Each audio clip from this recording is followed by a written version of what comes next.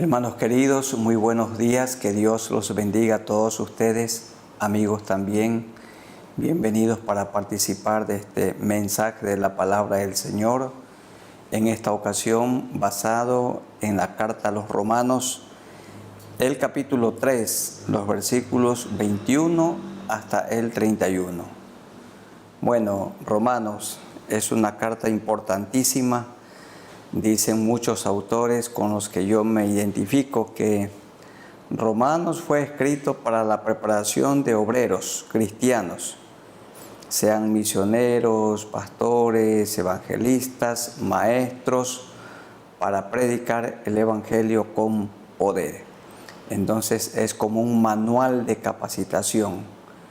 Esta carta a los romanos fue escrita por Pablo cuando en su tercer viaje misionero él permaneció en Corinto, esta ciudad de la provincia de Acaya, lo que hoy es Atenas.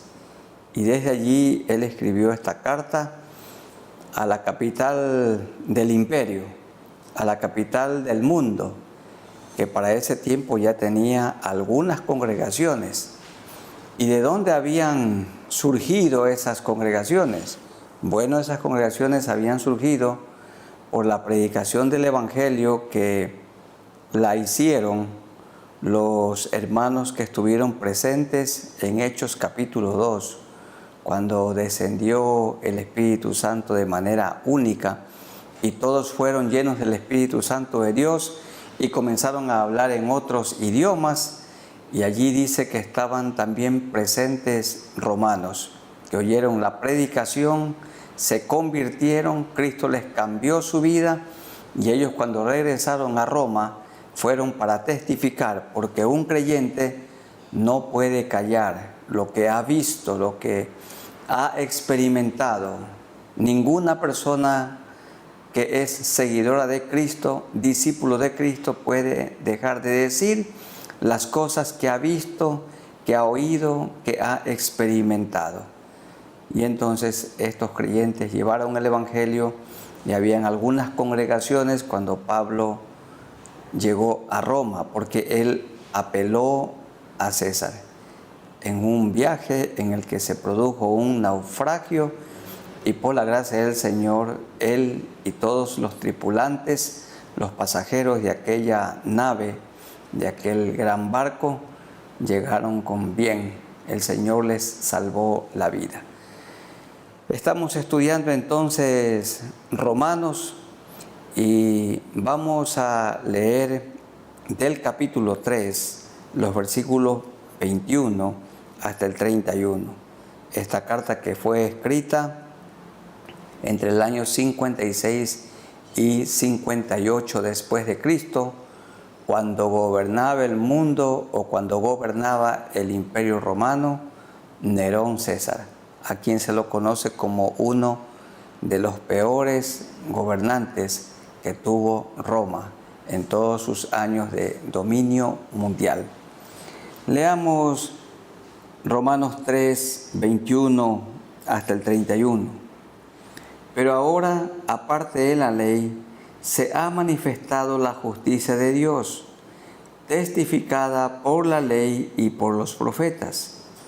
La justicia de Dios por medio de la fe en Jesucristo, para todos los que creen en Él, porque no hay diferencia, por cuanto todos pecaron y están destituidos de la gloria de Dios, siendo justificados gratuitamente por su gracia, mediante la redención que es en Cristo Jesús, a quien Dios puso como propiciación por medio de la fe en su sangre, para manifestar su justicia a causa de haber pasado por alto en su paciencia los pecados pasados, con la mira de manifestar en este tiempo su justicia, a fin de que Él sea el justo y el que justifica al que es de la fe de Jesús.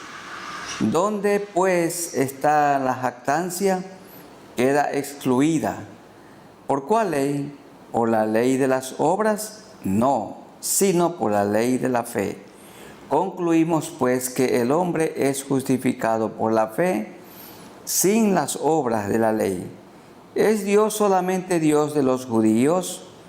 ¿No es también Dios de los gentiles? Ciertamente también de los gentiles, de nosotros, porque Dios es uno, y Él justificará por la fe a los de la circuncisión, y de igual manera por medio de la fe a los de la incircuncisión. Luego por la fe invalidamos la ley en ninguna manera, sino que confirmamos la ley. Vamos orando al Señor para que Él nos ayude a hablar de este tema, que es el tema medular, central en Romanos, la justicia de Dios. Ya vamos a mirar qué es la justicia de Dios, las implicaciones de la justicia de Dios. Y haremos un estudio de algunas palabras claves que se encuentran escritas en Romanos 3, entre el 21 y 31. Soberano Señor, acompáñanos en esta mañana, en este día, al meditar en tu bendita palabra que permanece para siempre. Gracias, Señor, por esta carta tan importante, fundamental para la vida cristiana. Es una carta de doctrina. Se habla de la ortodoxia de la fe hasta el capítulo 11 y del 12 hasta el 16 la ortopraxia de la ley, es decir, la doctrina puesta en práctica, la doctrina puesta por obra. No tiene mucho valor que conozcamos la doctrina, pero sí tiene valor, mucho valor, cuando la doctrina es puesta por obra, cuando la doctrina es obedecida. Háblanos, Señor, en esta mañana, en este día, a todos los que estamos participando de esta predicación. Que sea tu Santo Espíritu el que nos llene, tu Santo Espíritu el que nos guíe en todo momento, para la gloria de tu nombre y para la extensión de tu reino, en el nombre de nuestro Señor Jesucristo. Amén. Bueno, en esta carta de Pablo a los romanos, no hay duda que la palabra que más se nombra, o el nombre que más se nombra, es el nombre de Dios. El nombre de Dios. Creo son 153 veces que se nombra el nombre de Dios. Y en Romanos el tema central es la justicia de Dios. Y dice el versículo 21, pero ahora aparte de la ley se ha manifestado la justicia de Dios, testificada por la ley y por los profetas. Otra vez se repite en el versículo 22, la justicia de Dios por medio de la fe en Jesucristo. No solamente por medio de la fe, sino la fe en Jesucristo para todos los que creen en Él, porque no hay diferencia. ¿Y qué es la justicia de Dios? Hay varios conceptos, pero me identifico con uno que lo quiero compartir. Dios trata al pecador como si no hubiera sido un pecador. ¿Qué es la justicia de Dios? Que Dios trata al pecador arrepentido, al que confiesa sus pecados, al pecador que le pide perdón a Dios, el pecador que es limpiado por la sangre de Jesucristo. Dios trata al pecador arrepentido como si no hubiera sido un pecador. Esta es la justicia de Dios. O también podríamos decir que Dios mira al pecador arrepentido como si nunca hubiera o como si nunca hubiese pecado. Queridos hermanos y amigos, generalmente entre nosotros, cuando alguien comete algún pecado, alguna falta, y más si es un pecado escandaloso, un horrible pecado, como un adulterio, como un robo, entonces muy difícil es perdonar y muy difícil es olvidar, como que eso se queda allí en nuestra mente. Pero la palabra del Señor indica que cuando Cristo nos perdonó, nos limpió y ya no se acuerda de lo malo que hicimos, porque los pecados son enviados a lo profundo del mar, a las fosas oceánicas, y Él nos mira como si no hubiéramos sido pecadores. Ninguno de nosotros ha cumplido la ley, porque nada hay que el hombre pueda hacer para salvarse. Nadie cumplió la ley. El único que cumplió la ley del Antiguo Testamento y al pie de la letra es el Señor Jesucristo. La justicia de Dios consiste en que Dios nos mira como si hubiésemos cumplido la ley. ¿Por qué? Porque estamos en Cristo. Porque somos parte del equipo de Cristo. Como cuando un maestro manda una tarea y le pone la nota al grupo, aunque uno solo es el que trabaja. Y puede que tenga la más alta calificación, pero uno nomás trabajó. Uno fue el que trasnochó, uno fue el que madrugó, uno fue el que hizo la exposición. Pero el maestro, al oír esa presentación, le aplica una alta nota al grupo. Y entonces, quien tiene la alta nota es el Señor Jesucristo. Él lo hizo todo. Pero como nosotros nos hemos hecho parte de su grupo, de su iglesia, entonces también Dios nos mira como si tuviéramos o tuviésemos un alto puntaje. ¿Qué es la justicia de Dios? El tema de Romanos. Que Dios trata al pecador arrepentido como si no hubiera sido un pecador.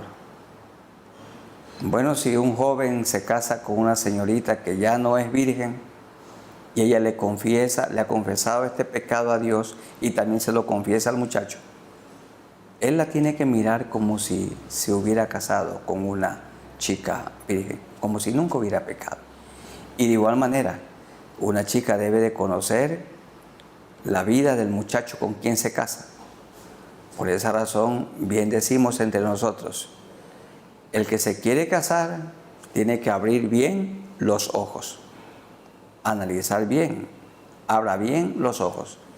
Y una vez que estamos casados, hay que cerrar bien los ojos.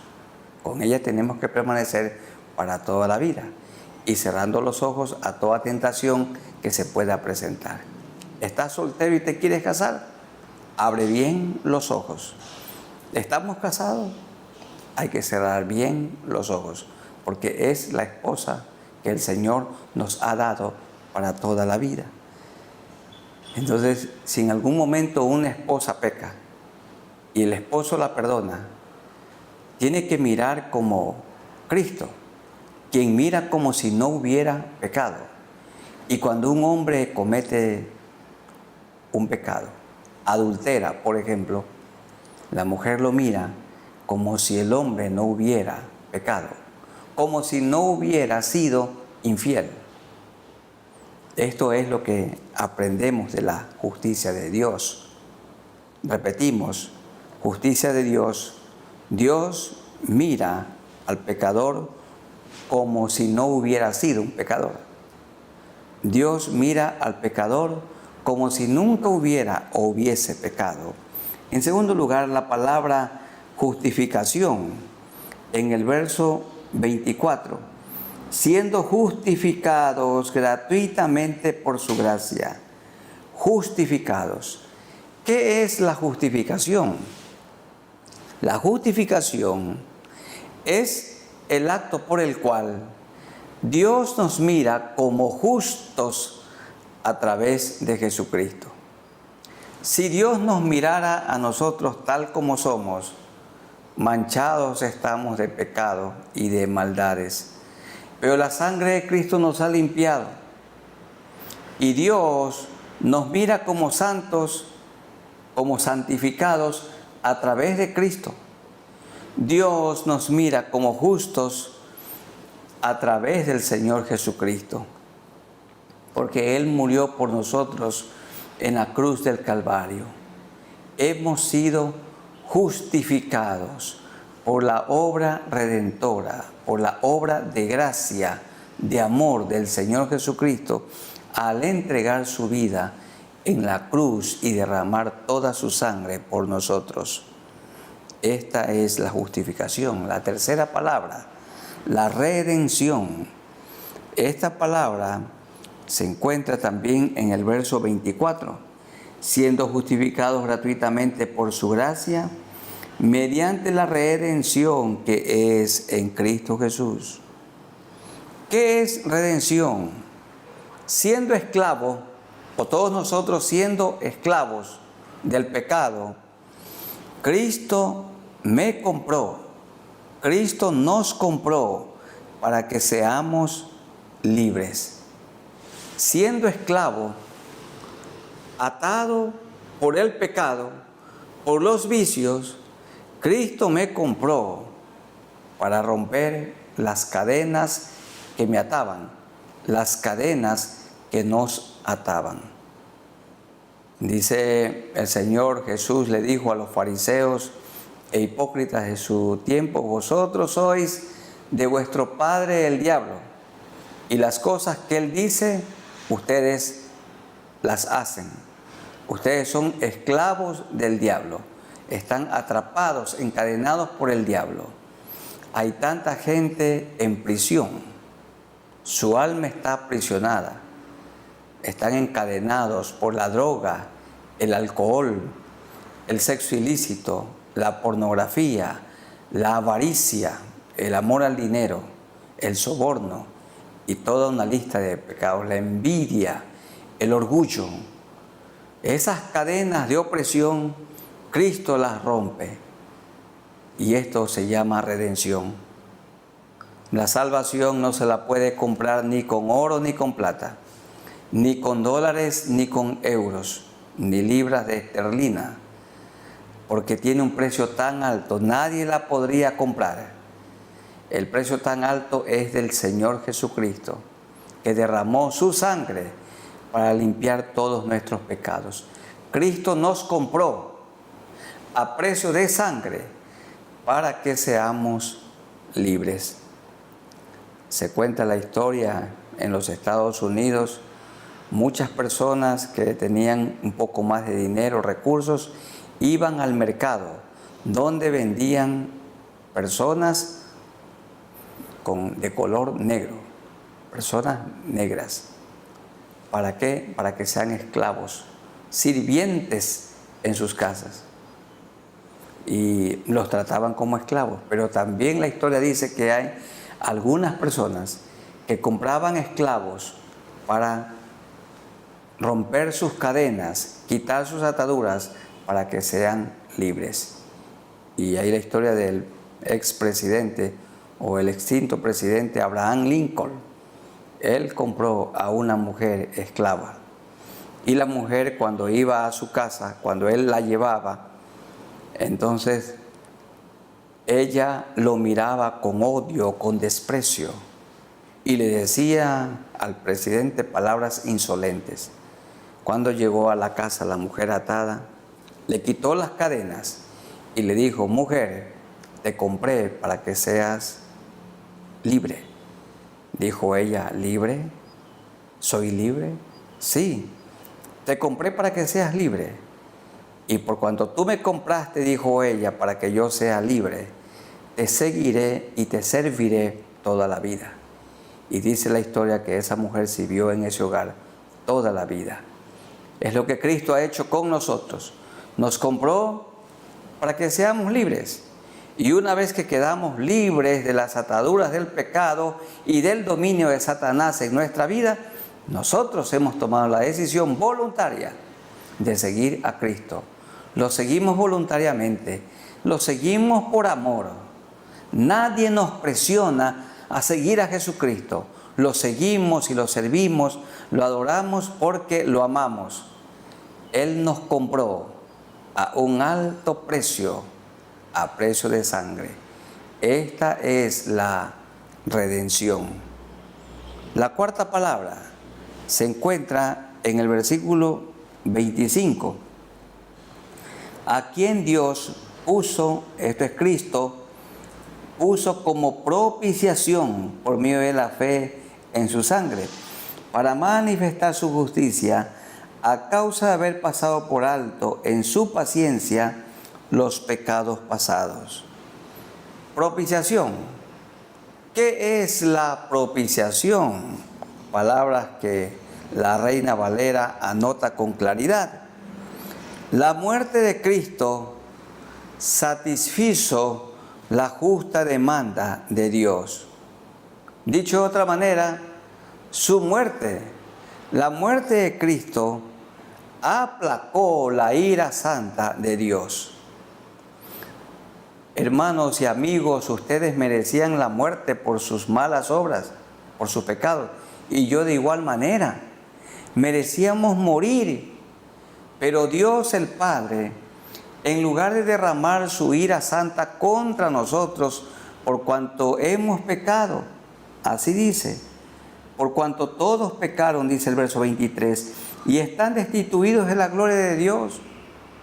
Merecíamos la muerte, pero Cristo tomó nuestro lugar como nuestro sustituto y murió el justo por nosotros los injustos. Y la muerte de Cristo satisfizo la ira santa, el enojo santo de Dios. En su cuarta palabra, colgado de la cruz, Jesús exclamó: Dios mío, ¿por qué me has abandonado?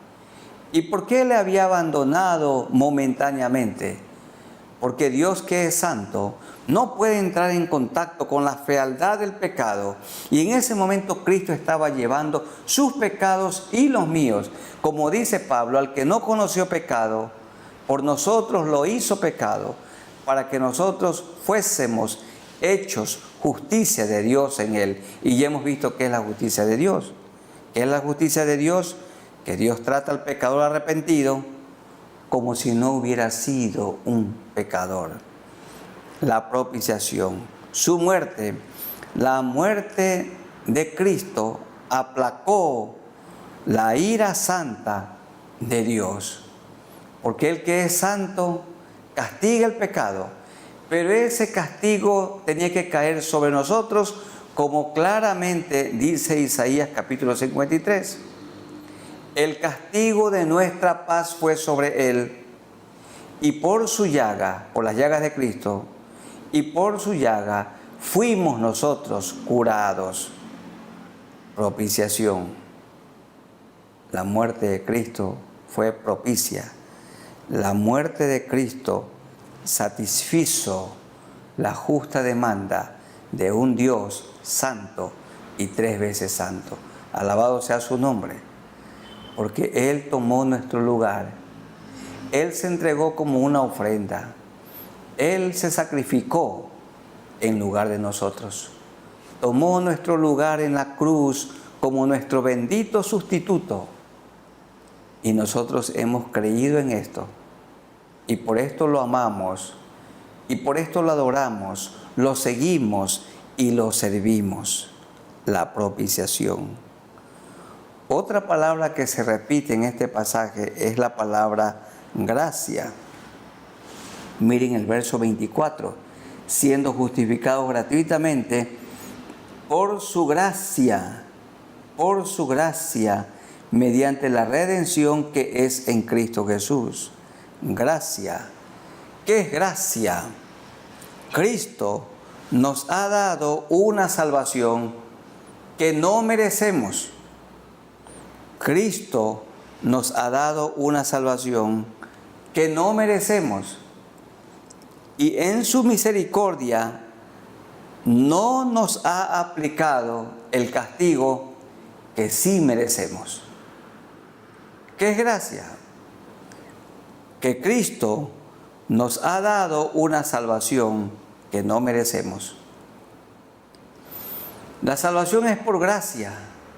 Significa que no hay nada que el hombre o la mujer pueda hacer. Solo la puede recibir cuando pone toda su fe y su confianza en Cristo. Cuando acepta, cuando reconoce que Cristo murió en la cruz y derramó su sangre.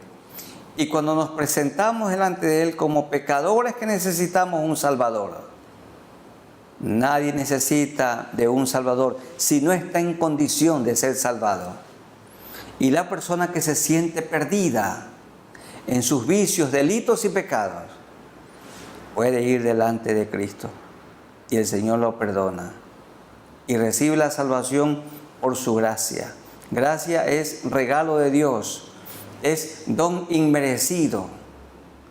Ninguna persona puede hacer obras para alcanzar la salvación, porque las obras son el resultado de tener la salvación. Un creyente hace buenas obras por la salvación que tiene, no para alcanzar la salvación, sino porque tiene la salvación. Toda persona que es salva, obra. Toda persona que es salva es generosa. Procura tener un carácter como el de Cristo. Su admiración, su adoración es Cristo, y lo estudia y lo imita. Gracia significa que Cristo nos ha dado una salvación que no merecemos, y en su misericordia no nos ha aplicado el castigo que sí merecemos, porque dice el versículo 23, por cuanto todos pecaron y están destituidos de la gloria de Dios, porque la paga del pecado es muerte. La paga del pecado es muerte, es la que merecíamos. Pero Cristo nos salvó del pecado y de la muerte. Otra palabra que queremos mirar es la palabra fe. La salvación es por medio de la fe. Dice el verso 22, estamos en el capítulo 3, 22. La justicia de Dios por medio de la fe, no se queda allí, por medio de la fe en Jesucristo, en Jesucristo. Qué pena, pero en nuestros días hay creyentes que dicen, yo le tengo fe al pastor. Pastor, ore por mí porque yo le tengo fe a usted. Qué fe tan mal canalizada y tan mal orientada. La fe, dice, por medio de la fe en Jesucristo. La fe tiene que estar en Jesucristo, no en el pastor. Otros dicen, yo le tengo fe al médico. Pero aquí dice que la fe tiene que estar en Jesucristo, no en el médico. Ah, yo le tengo fe a este medicamento. No, la fe no tiene que estar en el medicamento, sino en Jesucristo. Yo le tengo fe a este gobernante. No, no hay que tener fe al gobernante, sino a Jesucristo, por medio de la fe en Jesucristo. ¿Y qué es fe? Bueno, certeza de lo que se espera, convicción de lo que no se ve. Pero fe, la fe, ve lo que Dios dice que ha hecho. Por medio de la fe en Jesucristo. Es decir, fe es ver lo que Dios dice que ha hecho. ¿Y qué ha hecho Dios? Envió a su Hijo Jesucristo. ¿Qué hizo Cristo? Murió en la cruz del Calvario. Derramó su sangre. Él resucitó al tercer día. Ascendió al cielo. Regresó en la persona del Espíritu Santo. Y fe es creer que todo eso así fue. Porque ¿qué es fe? La fe ve lo que dice Dios que ha hecho. Lo que dice Cristo que ha hecho. Tenemos que creer. Creemos que Dios hizo el universo. Dios nos hizo a nosotros. Eso es fe. Dios envió a Jesucristo a la tierra. Eso es fe. Él vivió santamente, nunca pecó. Eso es fe. Debemos tener fe que Él murió. Tener fe que Él derramó su sangre. Tener fe que Él resucitó al tercer día. Él se levantó con un cuerpo glorificado. Fe que Él envió el Consolador. Fe que Él vive dentro de nosotros. Repito, ¿qué es fe? La fe ve lo que Dios dice que ha hecho. ¿Y qué es confianza? ¿Qué es la confianza? La confianza ve lo que Dios hará. La fe es la certeza, la certidumbre, la seguridad de lo que Dios ha hecho en la persona del Señor Jesucristo. Y la confianza que tenemos ahora en Cristo es la seguridad de lo que Él hará. Por ejemplo, ¿qué hará Él? Nos vamos a morir. pero Él nos va a levantar de entre los muertos, nos va a resucitar. Nosotros tenemos fe en su obra santificadora. Cuando más lo conocemos, más nos parecemos a Él. Es por medio de la fe. La salvación es por medio de la fe en el Señor Jesucristo. Y otra palabra que tenemos nosotros aquí y que se repite es circuncisión. Circuncisión. En el verso 29, la palabra circuncisión. Miren, 29 en adelante. ¿Es Dios solamente Dios de los judíos? ¿No es también Dios de los gentiles? Ciertamente también de los gentiles, porque Dios es uno, y Él justificará por la fe en Cristo a los de la circuncisión, y por medio de la fe a los de la incircuncisión. ¿Qué significa circuncisión? Cortar en círculo, una práctica entre los judíos. En el tiempo de Jesús, muchos de ellos pensaban que para ser salvo había que circuncidarse. Pero Pablo dice, no, de ninguna manera. Dios es Dios de los que se han circuncidado y de los que no se han circuncidado. Porque Abraham creyó a Dios y le fue contado por justicia antes de su circuncisión. Y Pablo dice en el capítulo 2, el verso 29, sino que es judío el que lo es en lo interior, y la circuncisión es la del corazón. La verdadera circuncisión es la del corazón, en espíritu, no en letra, la alabanza del cual no viene de los hombres, sino de Dios. ¿En qué consiste la circuncisión del corazón? Que cuando nosotros venimos a Cristo, Él corta en redondo, en círculo. Él corta así, totalmente, de un solo tajo. Él corta el pecado, corta la mentira, esa es una circuncisión. Él corta la fornicación, el adulterio, las palabras corrompidas. Él corta el soborno, Él corta el orgullo, el engaño. Él corta la murmuración, corta la droga, corta el alcohol, corta el sexo ilícito, el robo, corta todo pecado. La verdadera circuncisión es la del corazón. Cuando una persona viene a Jesucristo, la sangre de Cristo limpia el corazón, corta todo pecado en nuestra vida y entonces nos hace sus discípulos. La verdadera circuncisión no es la circuncisión que practicaban los judíos, sino la del corazón. Y tenemos que permitir y rogarle a Él que Él siga quitando y cortando en nuestra vida lo que a Él no le agrada. En esto consiste la verdadera circuncisión. Y la octava palabra es la palabra gloria, y ahí la palabra glorificación. Quiero que volvamos a leer el verso 23. Por cuanto todos pecaron y están destituidos de la gloria de Dios. Cuando muramos, iremos para estar en su gloria. Pero cuando vayamos al cielo, no vamos a ir con este cuerpo mortal. Este cuerpo fue hecho de la tierra y Dios sopló en ella, en el cuerpo, en su nariz del primer Adán, aliento de vida. Y como este cuerpo está hecho de tierra, de los mismos elementos químicos de la tierra, volverá a la tierra. Porque ciertamente, dice el Señor, polvo eres y al polvo volverás. Entonces, ¿qué es la justificación? ¿Qué es la glorificación? La glorificación es el estado final del creyente. Seremos semejantes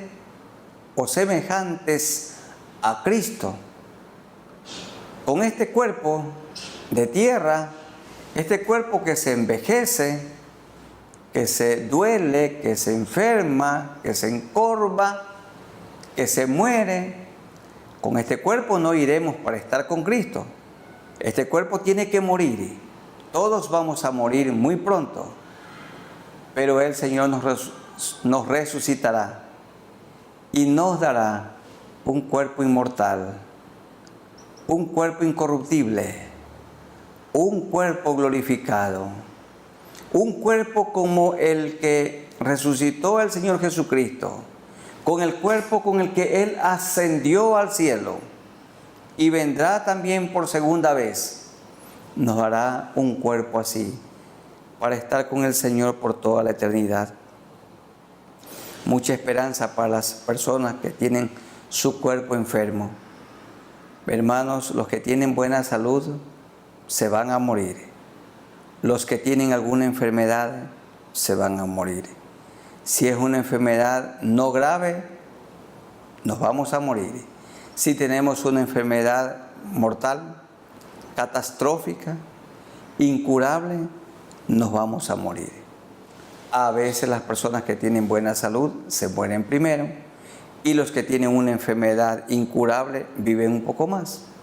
Dios sabe, pero con salud o sin salud nos vamos a morir.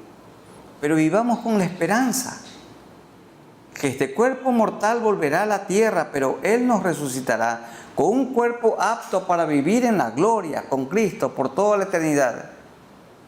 Tenemos que vivir nosotros con esta esperanza. Esta es la glorificación. Estado final del creyente. Será semejante a Cristo y se levantará con un cuerpo inmortal. 8 palabras aquí en este pequeño pasaje de Romanos 3, 21 al 31. La justicia de Dios. Dios trata al pecador como si no hubiera sido un pecador. La justificación. Dios nos mira como justos a través de Jesucristo. La redención. Siendo esclavos, Cristo nos compró para que seamos libres. La cuarta palabra, la propiciación. La muerte de Cristo satisfizo la justa demanda de Dios. Su muerte calmó la ira santa de Dios. Propiciación. Gracia. ¿Qué es gracia? Cristo nos ha dado una salvación que no merecemos. Y en su misericordia no nos ha aplicado el castigo que sí merecemos. Fe. Ve lo que Dios dice que ha hecho. Porque por fe sabemos que Dios se hizo carne en la persona del Señor Jesucristo. Por fe sabemos que vivió santamente. Es la fe la que nos da la certeza que Él derramó su sangre en la cruz. Es la fe, la certeza que Él murió y resucitó al tercer día. Y que Él regresó en la persona del Espíritu Santo. Tenemos fe de esto.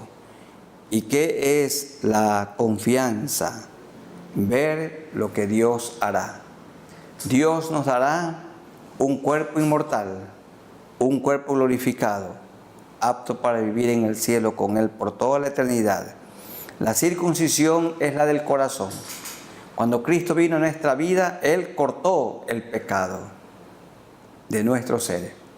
Quitó de nosotros el orgullo, la mentira, la murmuración, el soborno, la infidelidad, todo vicio. Esta es la circuncisión verdadera. Y la glorificación, el Señor nos dará un cuerpo apto para vivir en el cielo con el Señor Jesucristo por toda la eternidad. Yo les animo, hermanos queridos y amigos, para que estemos estudiando el libro de Romanos y estas palabras claves de Romanos 3, del 21 al 31. Vamos orando al Señor, porque en el capítulo 1 se habla de la importancia de todo tiene que ser para la gloria del Señor y la importancia de darle a Él gracias. Y nosotros tenemos que agradecerle al Señor en este día. Dice Romanos 1:21, pues habiendo conocido a Dios, los habitantes del mundo no le glorificaron como a Dios. Esto no hace el no creyente, no le glorifica a Dios, ni le dieron gracias. Pero nosotros los discípulos de Cristo hacemos estas dos cosas. Todo lo que hacemos, la gloria es para el Señor y le damos gracias. Y vivimos agradecidos en primer lugar por la salvación tan grande que Él nos ha dado. Oremos al Señor en esta mañana, en este día, y les ruego que donde estemos, inclinemos nuestros rostros y oremos al Señor. Ustedes, amigos, también lo pueden hacer. Soberano Señor, te damos gracias en este día por la bendición de tener esta carta del apóstol Pablo a los romanos. Ha sido como un manual para la preparación de obreros cristianos. Aquí hay mucha doctrina. Y gracias, Señor, por estas palabras que hemos estudiado. La justicia de Dios. Dios trata al pecador arrepentido como si no hubiera sido un pecador. Dios mira al pecador arrepentido como si nunca hubiese pecado. Y la justificación es que Dios nos mira como justos a través de Jesucristo. Hemos sido salvos por su gracia. La salvación es un regalo inmerecido, porque Él en su misericordia no nos aplicó el castigo que sí merecíamos, y ese castigo lo llevó el Señor Jesucristo. Y esta es la propiciación. La muerte de Cristo satisfizo la justa demanda de Dios. Gracias, Señor, por tu obra pasada. Tenemos fe que fue así. Tú moriste por mí, por nosotros en la cruz del Calvario, derramando tu sangre preciosa. Y hoy te conocemos, y te adoramos, y te seguimos. Gracias, Señor, porque tú hiciste una circuncisión en nuestro corazón, cortando todo lo malo de nuestra vida. Y ahora somos nosotros semejantes a ti. Gracias, Señor. Te amamos, te adoramos. Ayúdanos a vivir santamente. Continúa formando en nosotros un carácter cristiano. Que cada día nos parezcamos más a ti. Que no cerremos nuestra boca. Hablemos de ti. Que sigamos fielmente tus pisadas porque somos discípulos de Cristo. Y muchas gracias por la esperanza que tenemos de la vida eterna que nos has dado. Porque resucitaremos con un cuerpo inmortal para estar contigo en gloria por toda la eternidad. Y oramos, Señor, por nuestros amigos, para que tú los perdones. En este momento tú los mires. Amigos queridos, donde están, pídanle perdón al Señor. Díganle, Dios Todopoderoso, díganle, me acerco a ti por Jesucristo, para pedirte perdón por todos mis pecados. Sé que moriste por mí en la cruz del Calvario, derramaste tu sangre. Que tu sangre preciosa en este momento me limpie de todo pecado, de toda maldad, de todo vicio. Limpia, Señor, mi vida. Dígale, amigos, dígale al Señor, limpia mi vida, limpia mi corazón. Gracias, Señor, por tu justicia, porque sé que desde este momento me miras como si no hubiera sido un pecador, como si nunca hubiera pecado. Séllame con tu Santo Espíritu y ayúdame a vivir una vida abundante desde hoy, porque tú has roto mis cadenas. Esta es la redención, que siendo esclavo me compraste para que sea libre. Y por cuanto me has perdonado en este momento, soy libre. Y quiero vivir, Señor, esta vida santa para ti, mientras vive en esta tierra. Gracias por el Espíritu Santo que ya vive dentro de mí y por la vida eterna que ya me has dado. En el nombre de Jesús, mi único Salvador. Ayúdanos, Señor, a todos a vivir con fe y con esperanza. Y una vida que te agrade a ti. Ayúdanos a poner la mirada en Jesús, estudiando la vida de Jesús e imitándote a ti, nuestro modelo a seguir. Gracias, Señor, por la salvación tan grande y por tu justicia que no es como nuestra justicia. Gracias porque nos miras, nos tratas como si nunca hubiésemos pecado. De todo corazón, muchas gracias. En Jesucristo, nuestro único Salvador. Amén.